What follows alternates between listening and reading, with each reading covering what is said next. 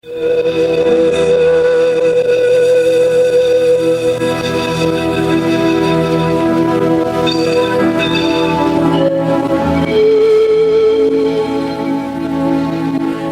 horário, a emissora da Fraternidade Rádio Rio de Janeiro oferta ao seu coração mais um programa Culto Cristão no Ar. Participe conosco.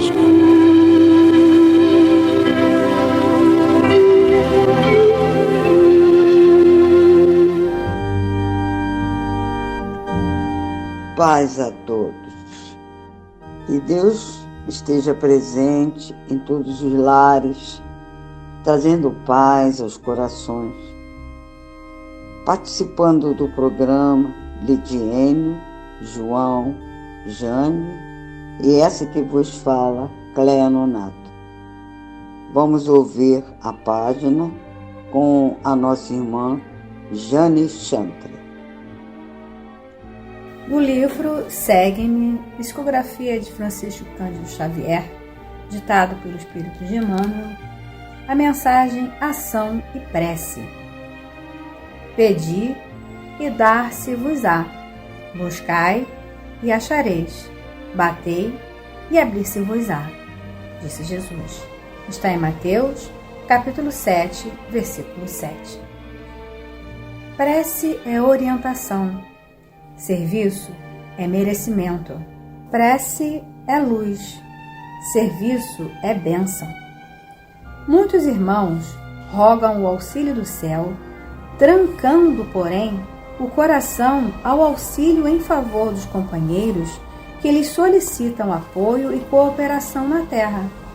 A evolução, no entanto, em qualquer território da vida, é entretecida em bases de intercâmbio.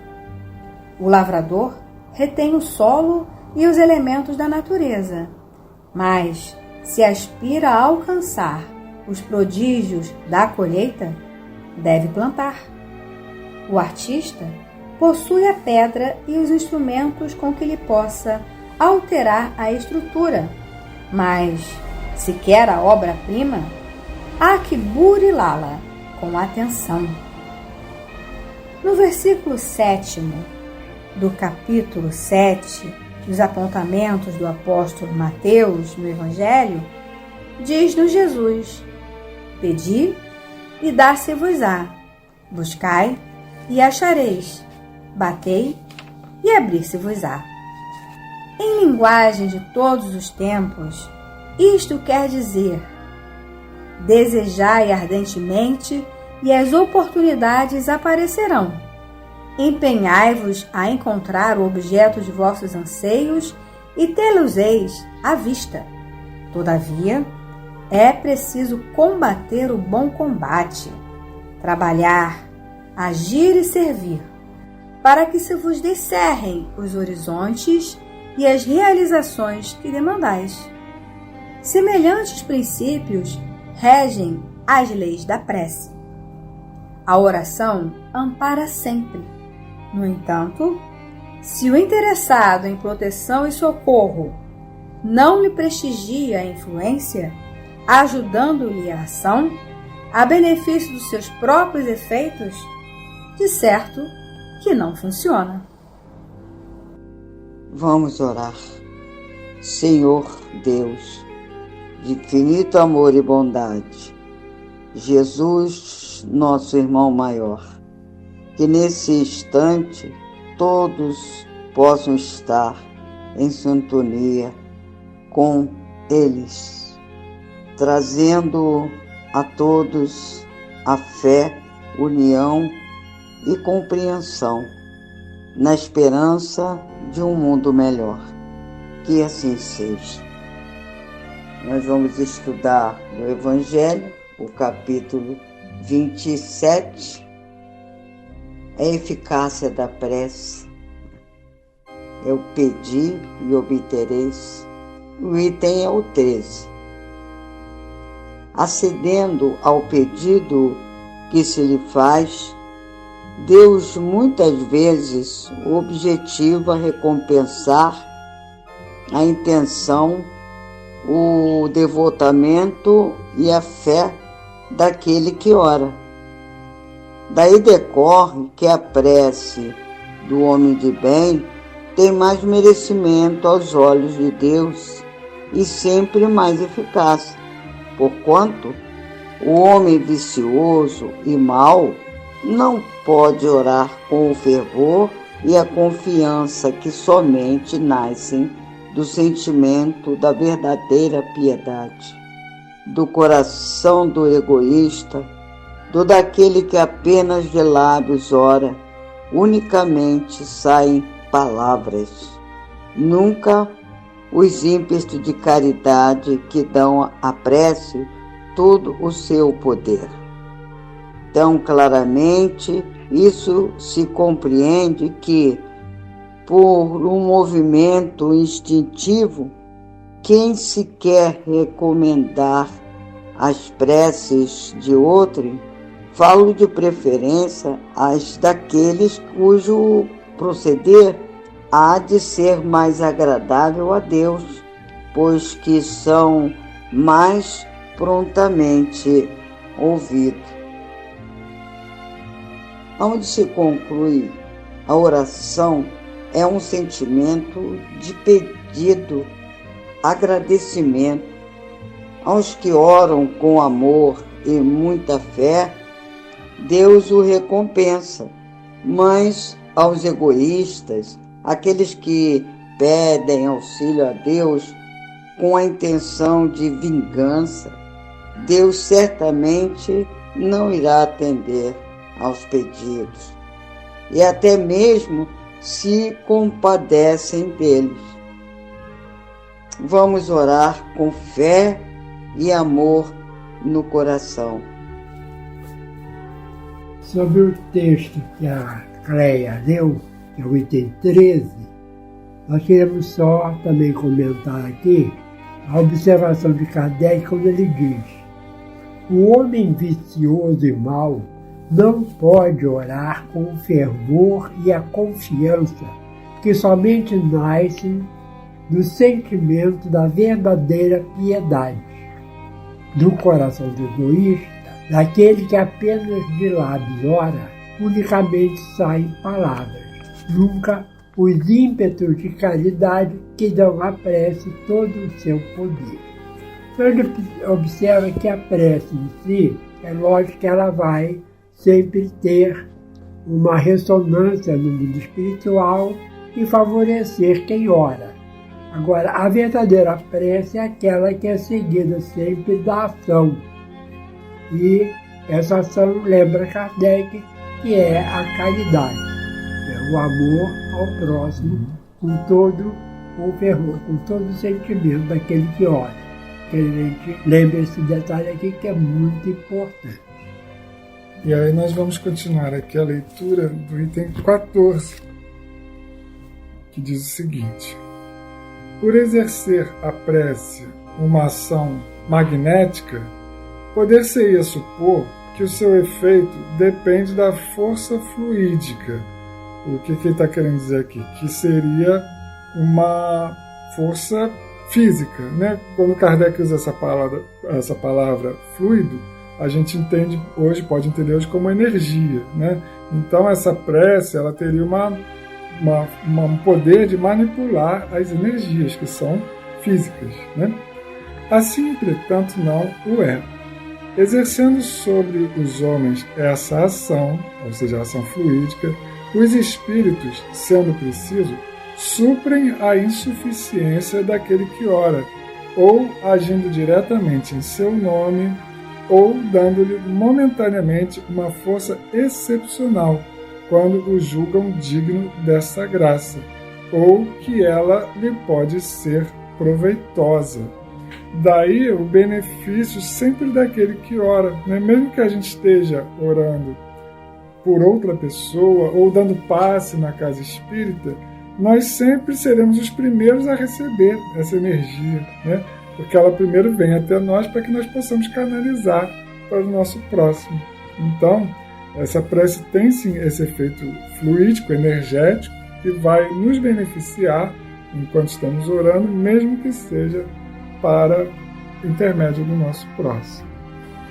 Queria lembrar que no filme que está sendo lançado agora, Nosso Lar 2, Os Mensageiros, tem um personagem, é um médium que faliu, né, quando encarnado, e ele no umbral, né, ele, depois de várias tentativas de os espíritos ajudarem, né, ele diz apenas uma palavra, e repete essa palavra, mas com tanto fervor, com tanto sentimento, que mobiliza os recursos para que ele seja retirado do umbral.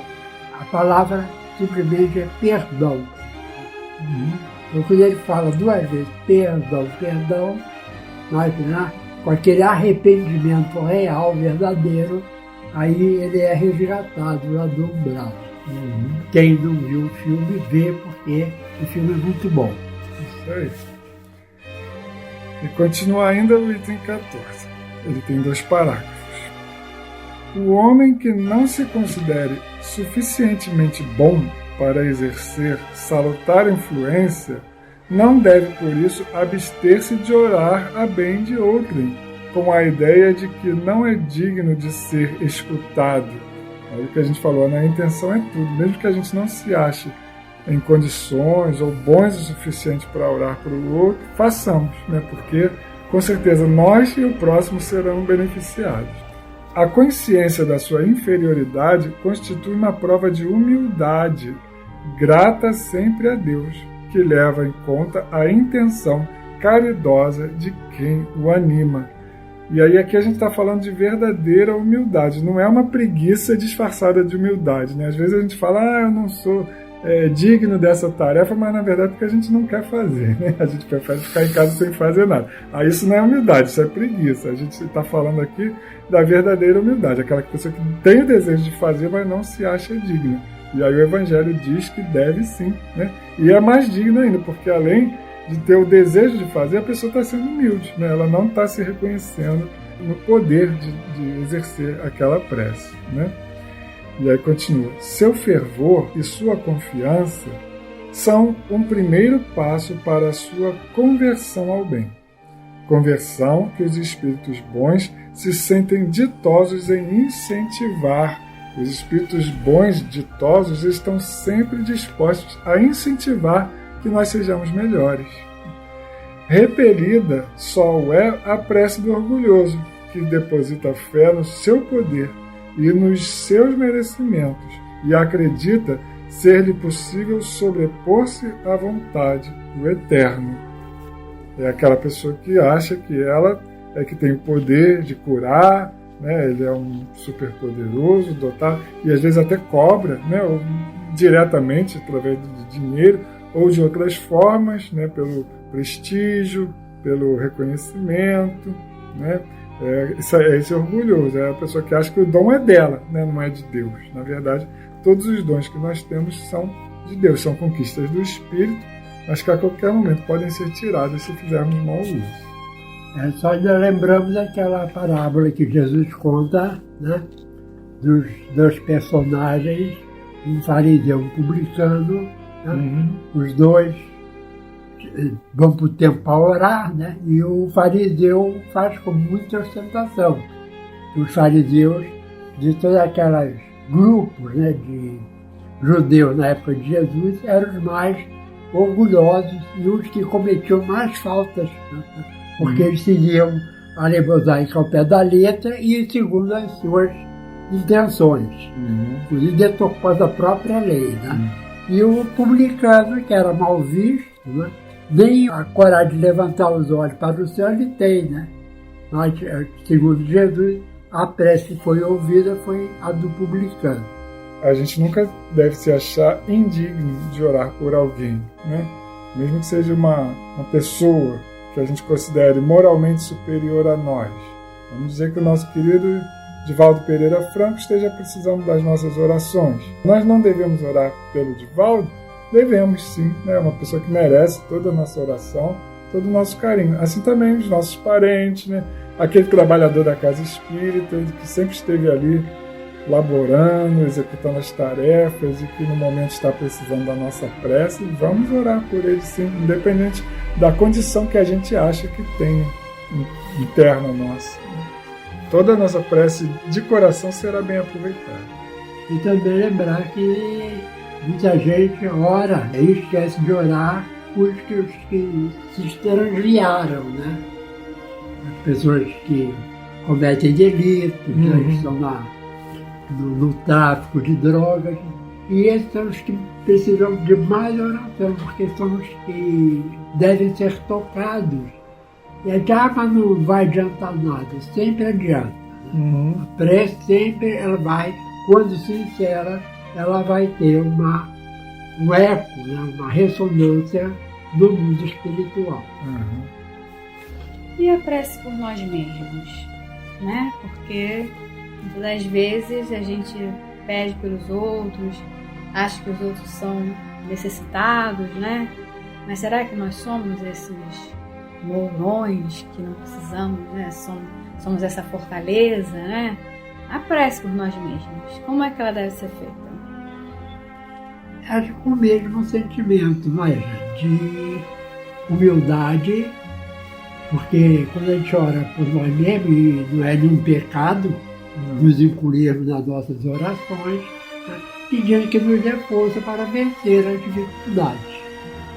Eu acho que essa é, lá no final da oração que Jesus nos colocou como modelo, ele diz, a gente deve dizer, não nos deixe cair em tentações. Livrar-nos do mal, né? Então, esse não deixar de cair em tentação é que é o problema. Se a gente repete essa oração muito tempo, mas nunca está disposto a deixar as tentações, a gente vai ter que fazer por outro também. Vamos pedir sim, porque todos nós somos tentados constantemente.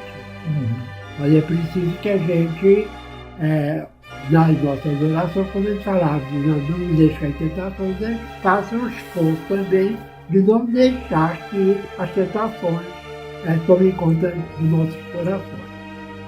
Porque muitas das vezes também é o orgulho, né?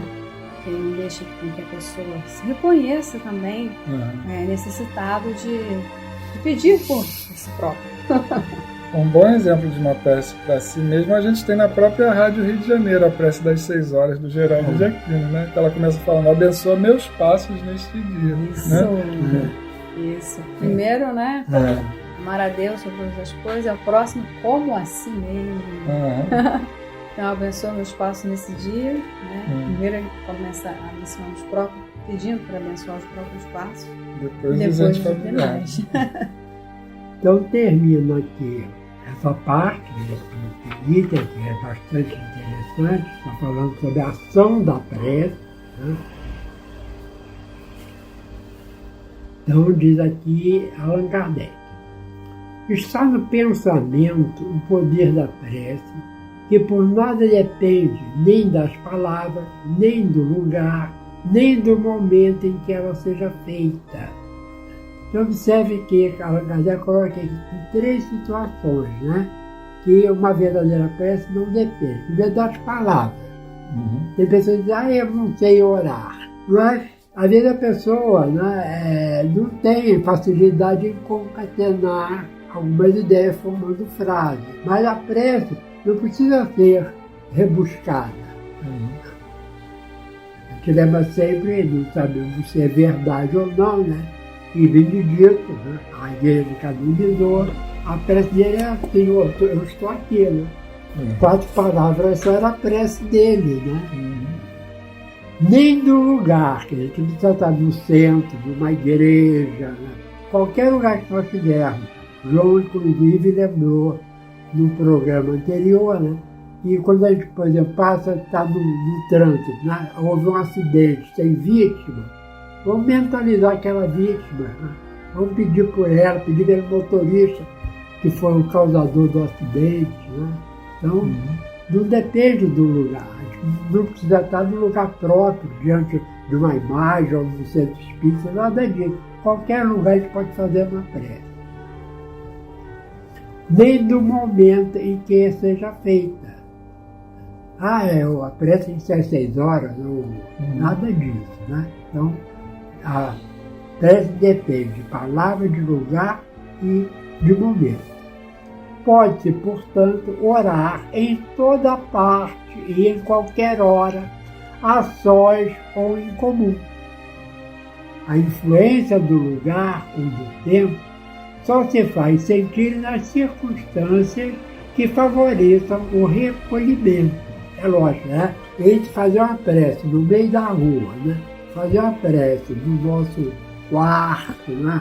No local mais reservado, e que ler a diferença, mas dependendo da necessidade, qualquer lugar a prece vai ter a sua ação. Então a prece em comum, que é a prece feita, né? Por um grupo, junto a um grupo, tem ação mais poderosa quando todos os que oram se associam de coração ao mesmo pensamento e colimam o mesmo objetivo. Não adianta ter muita gente se cada um está pensando em coisas diferentes. Nesse sentido é que aquela prece das 18 horas tem um poder maior, porque é uma hora que tem muitas almas ligadas, muitos corações ligados no mesmo sentimento. Né? Muita gente para às 6 horas, né? E, inclusive quando nós estamos passando por alguns momentos de maior dificuldade, sempre há uma recomendação, nós vamos às 18 horas lá parar e orar, né?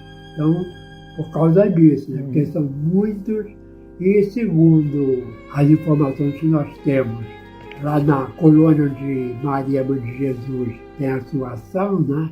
Uma colônia de recuperação dos suicidas, né? Ela, às 6 horas, ela reúne seus colaboradores para orar. Então, as preces terão mais resultado porque são muita gente orando naquele mesmo momento.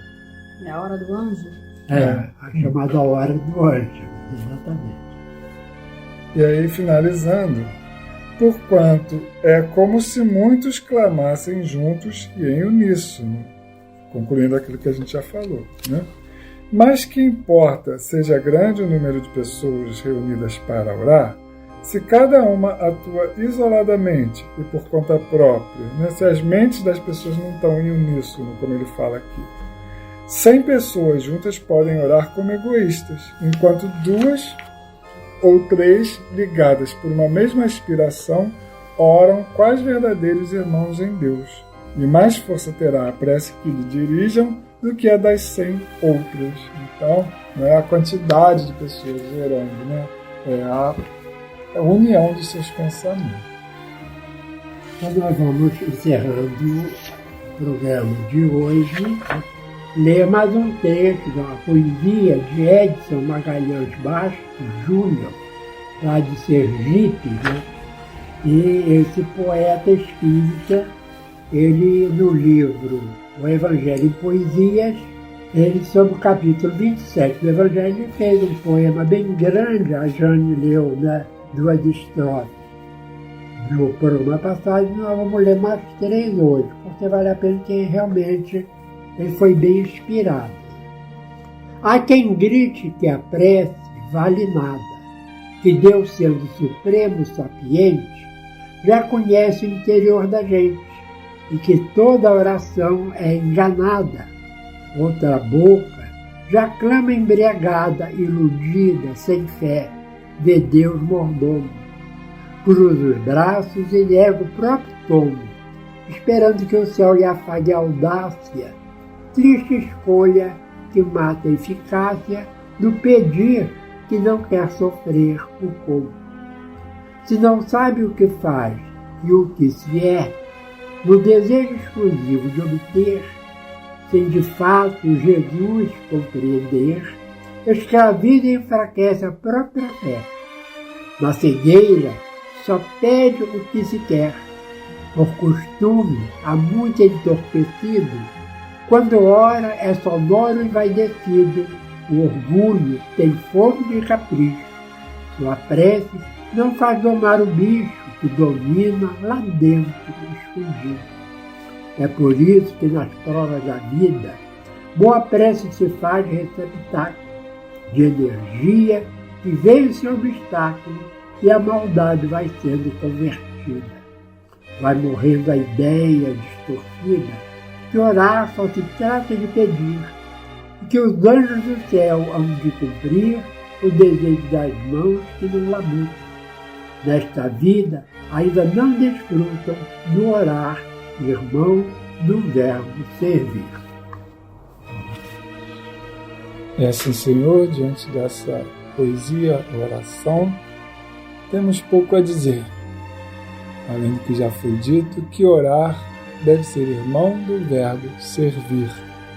Possamos nós orarmos através das nossas mãos, dos nossos pés, dos nossos atos, do nosso coração e até das nossas palavras, mas que, sobretudo, os nossos gestos de amor, de caridade, sejam a nossa principal oração para Deus. Fica conosco, Senhor, que assim seja.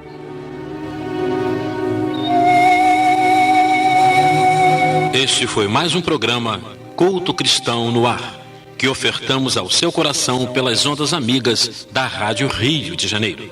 Volte a estar conosco na próxima segunda-feira, neste mesmo horário.